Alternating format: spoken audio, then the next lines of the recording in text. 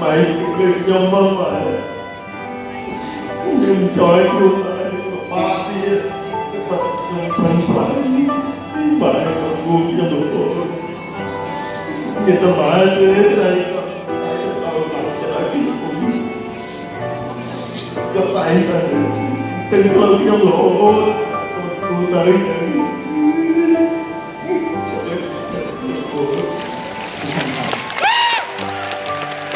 ผมเชื่อเหลือเกินว่าน้ำตาของลูกผู้ชายคนนี้ที่หลั่งไหลออกมาจากความเจ็บปวดของคำว่ากรรมกรนั้นมันเหนื่อยมันหนักมันเป็นอาชีพที่สังคมรังเกียจและไม่มีการยอมรับเหนื่อยมากๆความเจ็บปวด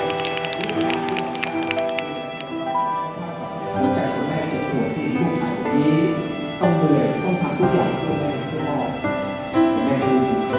ที่จะมาอ้อมกอดที่อบอุ่นให้กับลูกอย่างที่ลูกเราอย่างที่ลูกเราเองอย่างที่ลูกหายใจมีได้ครับทราบว่าวันนั้นมีเงิน12 บาท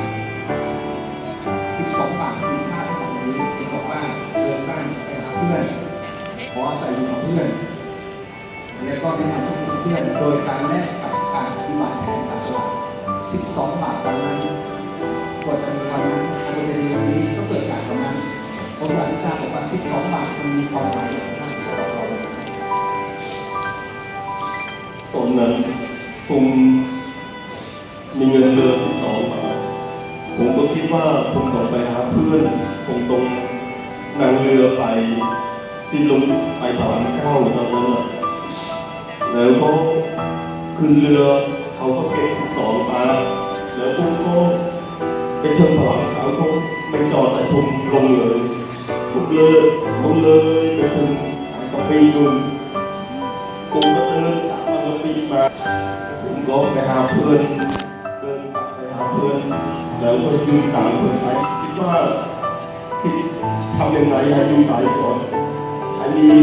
มีแรงก่อนก็ไม่คิดอะไรเยอะเลยครับทำยังไงให้มีแรงทำทุเรียนต่อไปแค่นี้ก็พอแล้วครับ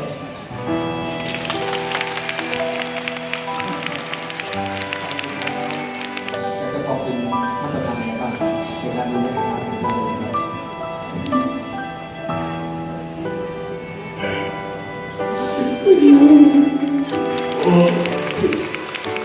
ขอบคุณมากที่ทำให้ไอ้สุรินทร์ของกัมพูชาตายช่วยเหลือพี่น้องกัมพูชาที่เป็นคนจนที่ไม่มีความรู้แล้วไม่มีงานที่ทำให้รวยมีสุรินทร์ตอนนี้ผมสบายใจมากผมคิดว่ามีสุรินทร์ที่กัมพูชาคนกัมพูชาน่าจะมีชีวิตอยู่ได้ที่สบายได้กับสุรินทร์ขอบคุณมากครับประธานอะไรสุรินทร์กับกัมพูชา